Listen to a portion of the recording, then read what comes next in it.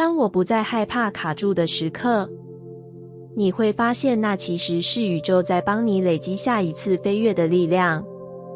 一开始，你一定很不安，因为卡住的感觉，像是被时间遗忘，像是所有人都在前进，只有你停在原地。你会忍不住怀疑，是不是做错了什么？是不是少了哪一步？是不是不够努力？你把停滞解读成退步，把沉默当成失败的预兆。于是你开始焦躁，想推动，想突破，想快点离开这个状态。你好像只要一停下来，就会被世界判定为落后。但你没有发现，真正消耗你的，不是卡住，而是你对卡住的恐惧。当你开始害怕，你就开始乱动，不是出于对齐，而是出于逃离。你用力想证明，却越来越找不到方向，直到有一天，你忽然累了，不是身体的，而是内在的。你问自己，如果我真的暂时走步了，那我是不是可以？先不要责怪自己。就在那个念头出现的瞬间，事情开始不一样了。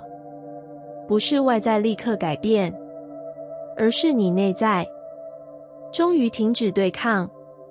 你慢慢发现，卡住的时刻其实很安静，它没有催促你，也没有否定你，它只是让你停在一个需要整合的地方。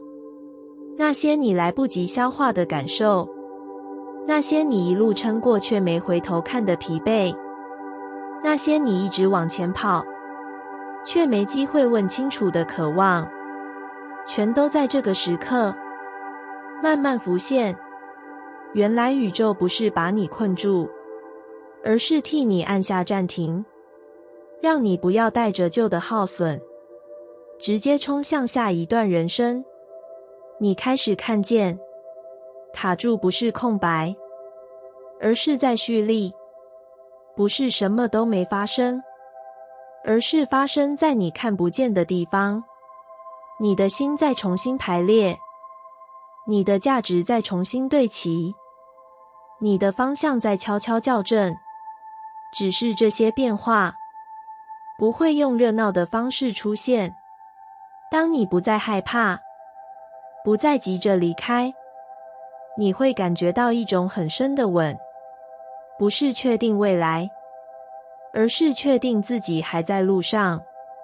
然后有一天，也许不是突然，却很自然，你会发现自己动了，不是被推着，而是被带着。那一次的前进，不再需要用力，不再需要证明，因为你带着一整段被整合过的自己。你会回头才明白，那些你以为浪费的停滞，其实是在替你储存力量，让你下一次飞跃不再靠硬撑，而是靠对齐。所以当你再一次走进卡住的时刻，请不要急着否定，也不要急着逃离。那不是宇宙忘了你，而是它正在用你还看不懂的方式为你准备更远的一段路。当我愿意承认自己害怕的部分，那些恐惧便慢慢松开。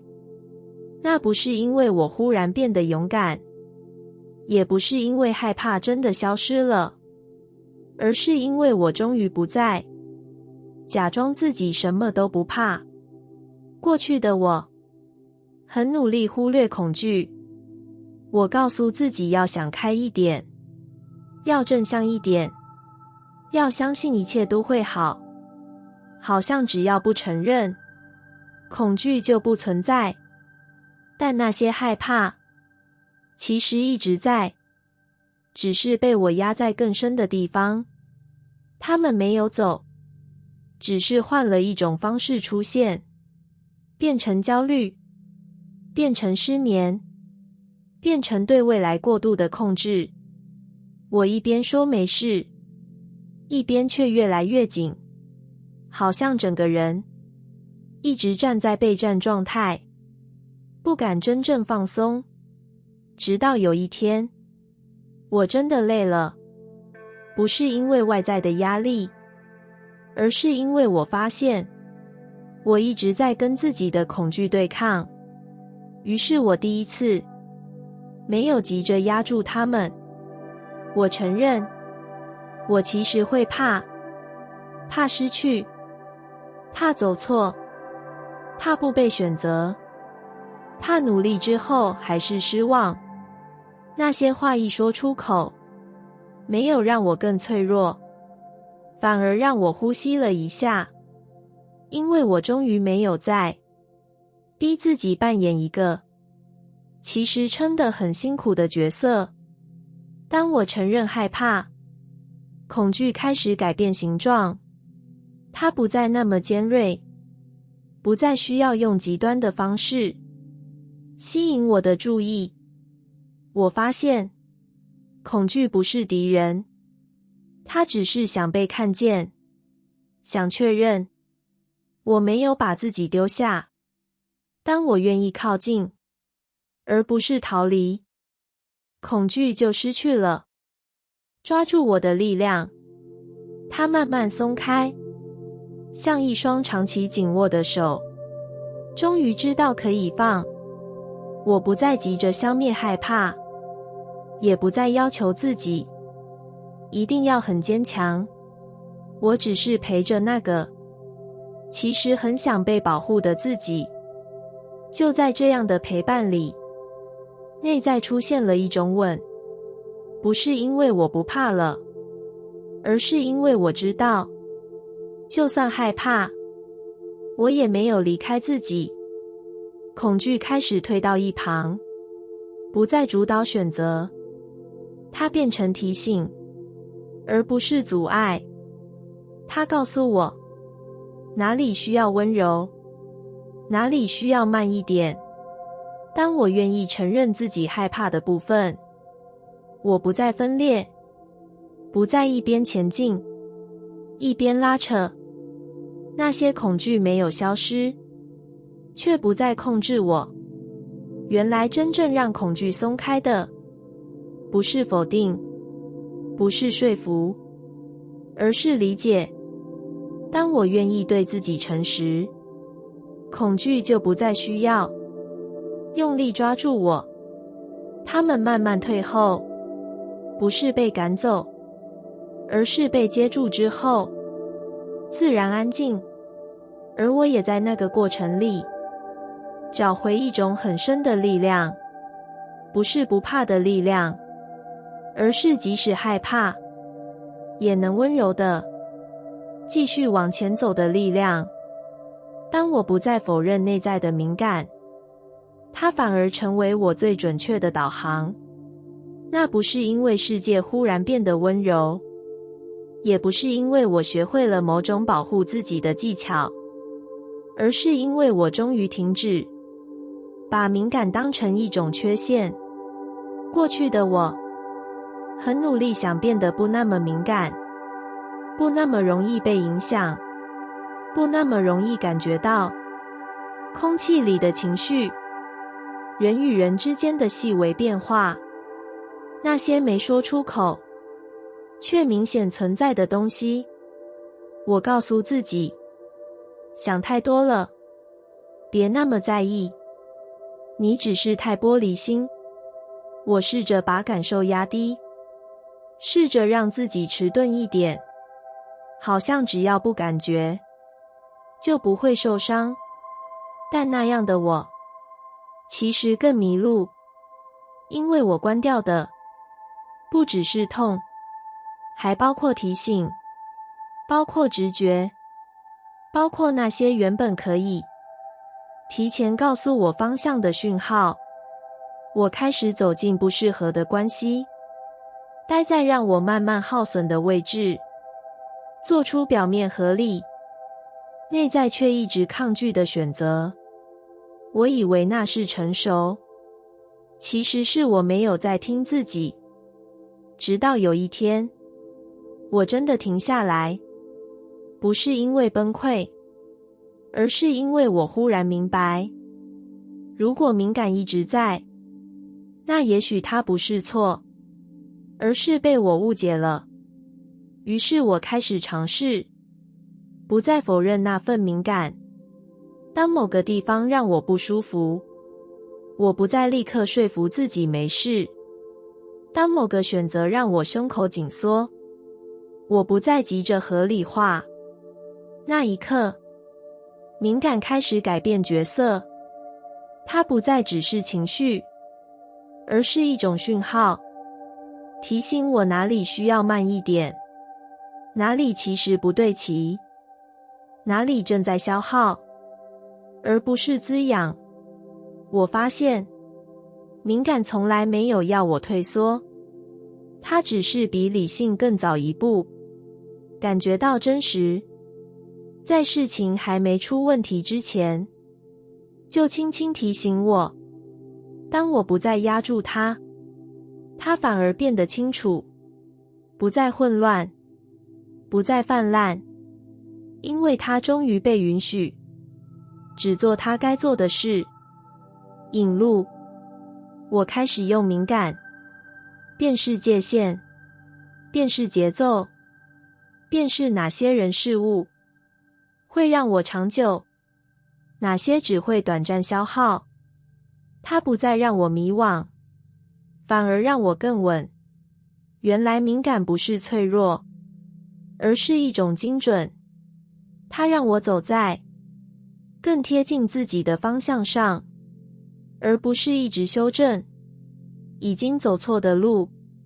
当我愿意承认内在的敏感，我不再要求自己变钝，也不再羡慕那些什么都感觉不到的人，因为我知道，这份感受力正是我与生命对齐的方式。它让我提前停下，也让我知道何时该前进。它让我避开耗损，也让我靠近真正滋养我的地方。不是靠分析，而是靠感受。当我不再否认，敏感不再是负担，而是成为我内在最可靠的导航系统。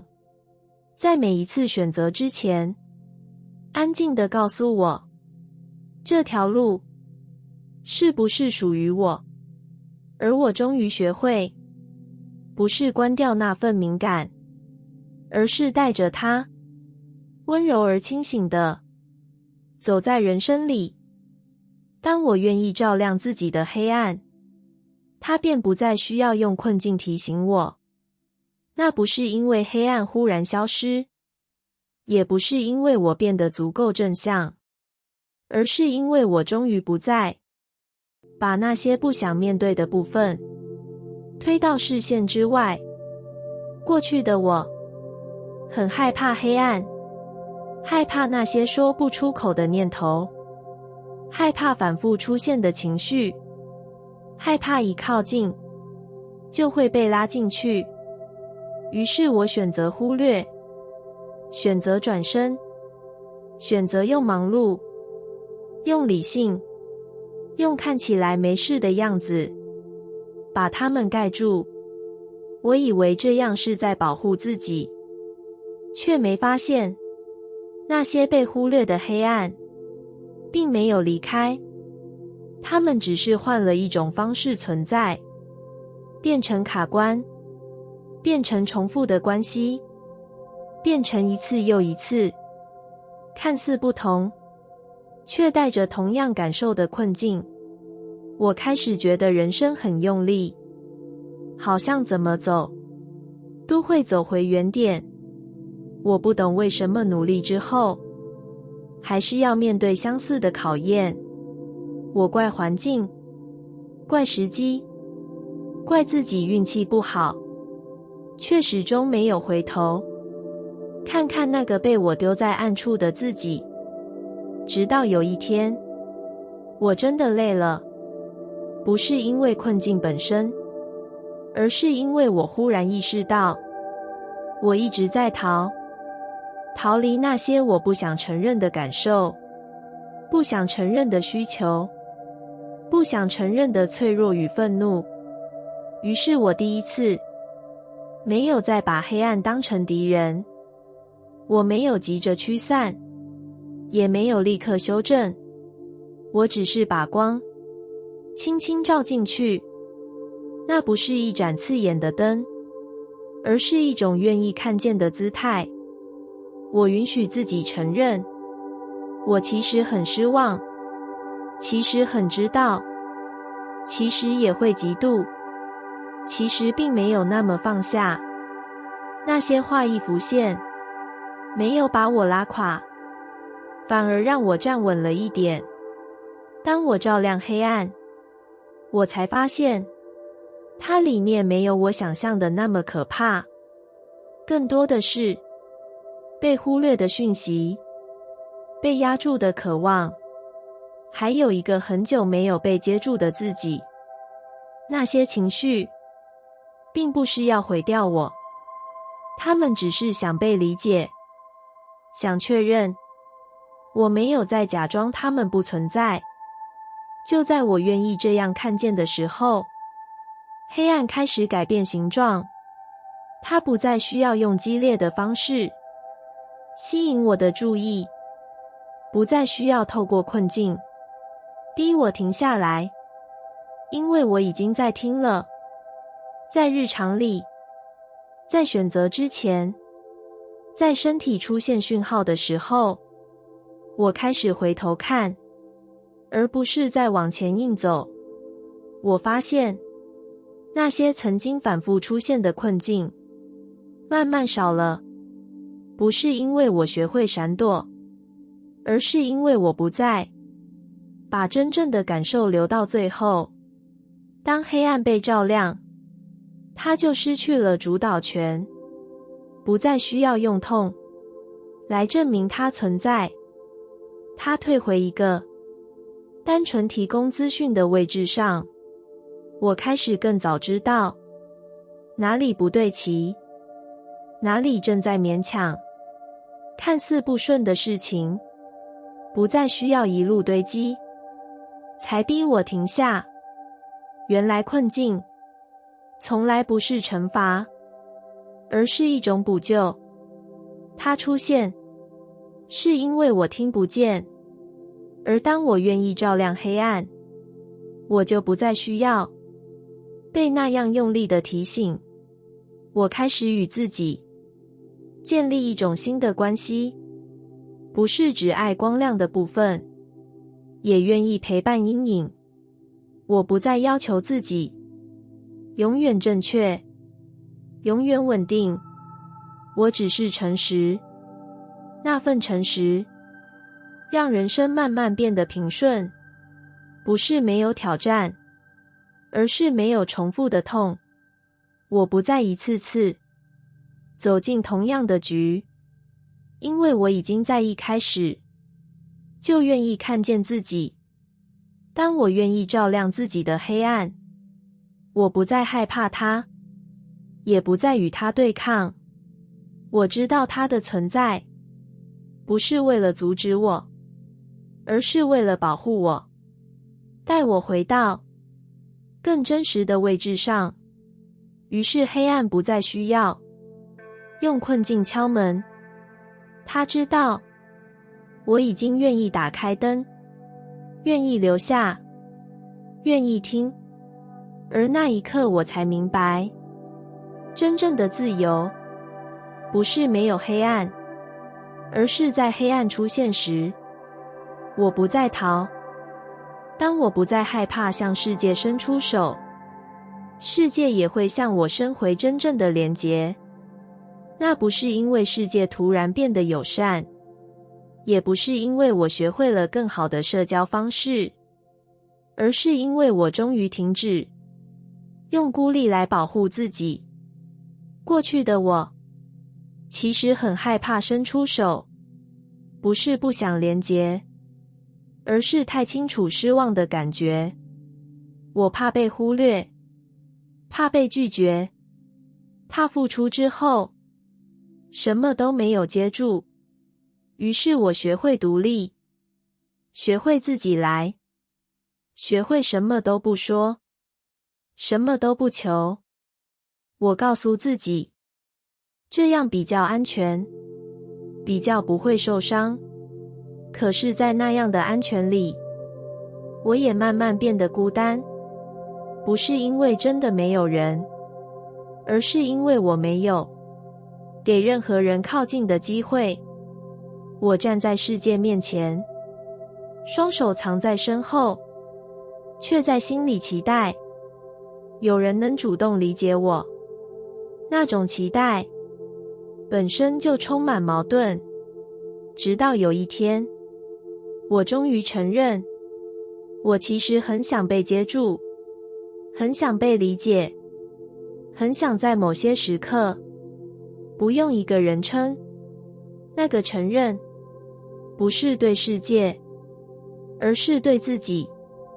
我发现我害怕伸手，不是因为我不需要连结，而是因为我太需要了。于是我开始尝试慢慢伸出手，不是一次到位，而是在安全的地方先给出一点真实，一点请求，一点不再假装没事的坦白。那一刻其实很紧张，因为我不知道会不会有人接住，但我知道，如果我永远不伸手，世界也永远不知道我在这里。就在那样的尝试里，连结开始出现了，不是所有人，也不是每一次，却是真实的。有人回应，有人听见，有人没有急着给答案，只是留下来。我才明白，世界不是冷漠，它只是不知道你愿不愿意被看见。当我不再把脆弱藏起来，当我不再假装什么都能自己来，我为连结留出了空间。那些真正的连结，不是建立在表现上，而是建立在真实上；不是互相消耗，而是彼此承接。我开始感觉到，伸出手不等于失去尊严，被接住也不等于依赖，那是一种互相允许，允许彼此存在。当我不再害怕向世界伸出手，我不再站在防御的位置上，我站在一个愿意交流的地方，而世界其实一直在等待这个讯号。它不会强行靠近，也不会闯入，它只是静静的等你伸出手，好让它知道，你假装坚强的时候，其实很想被连结。真正的连结，不是热闹，不是人多，而是一种我不用解释太多，你也愿意留下的感觉。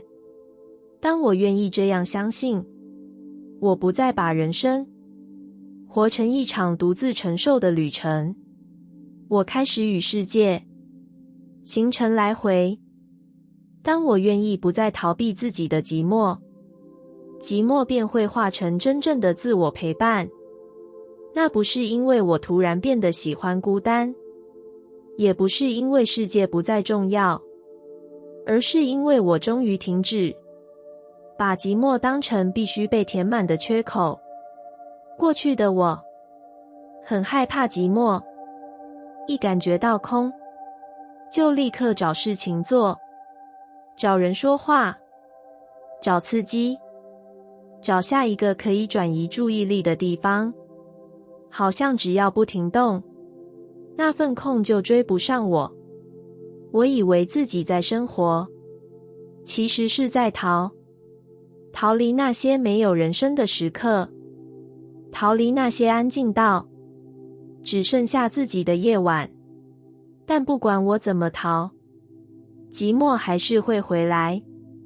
在最疲惫的时候，在热闹散去之后，在所有角色卸下的瞬间，他静静地站在那里，提醒我，我其实一直没有真正陪过自己。我以为寂寞代表缺乏，代表没有人懂，代表我不够被需要。于是我急着证明存在，急着被看见，却越来越听不见自己内在的声音。直到有一天，我真的停下来了，不是因为有人离开，而是因为我忽然明白，如果我一直逃，那这份寂寞就永远只会用追赶的方式出现。于是我第一次没有打开任何填补，没有立刻抓住外界，我只是坐下来，让寂寞在我身边。那一刻其实很不安，因为没有干扰。我开始感觉到自己那些被忽略的疲惫，那些没有被倾听的感受，那些其实很想被抱紧的部分，一一浮现。寂寞不再只是空，它变成一扇门，门后是我自己。当我不再逃避，寂寞慢慢改变了样子，它不再那么尖锐，不再带着质问，而是像一个提醒，提醒我回来。我开始在寂静里听见自己的节奏，不是要做什么，而是知道自己此刻需要什么。有时是休息，有时是温柔，有时只是被允许，什么都不必完成。那样的陪伴，没有热闹，却很真实。我不再因为一个人就觉得自己被遗弃。我开始感觉到，就算世界其实安静，我也没有被留下。寂寞不再逼我向外抓，它开始向内引，引我回到身体，回到感受，回到那个一直在，却被我忽略的存在。我发现，当我愿意陪自己，外界的连结反而变得不那么焦急。我不再用关系填补空，而是带着完整的自己走进关系。原来真正的孤单，不是一个人，而是即使一个人，却不在自己身边。当我愿意不再逃避寂寞，我终于学会如何在安静里安放自己，不需要证明，不需要表现，不需要立刻被理解。那份陪伴，不是替代任何人，而是让我知道，就算没有人走在身旁，我也不是空的。寂寞不再是缺席，而是一种深度，一种我终于愿意与自己共处的深度。当我走到这里，我才明白，真正的自我陪伴，不是不需要世界，而是在世界来去之间，我始终没有离开自己。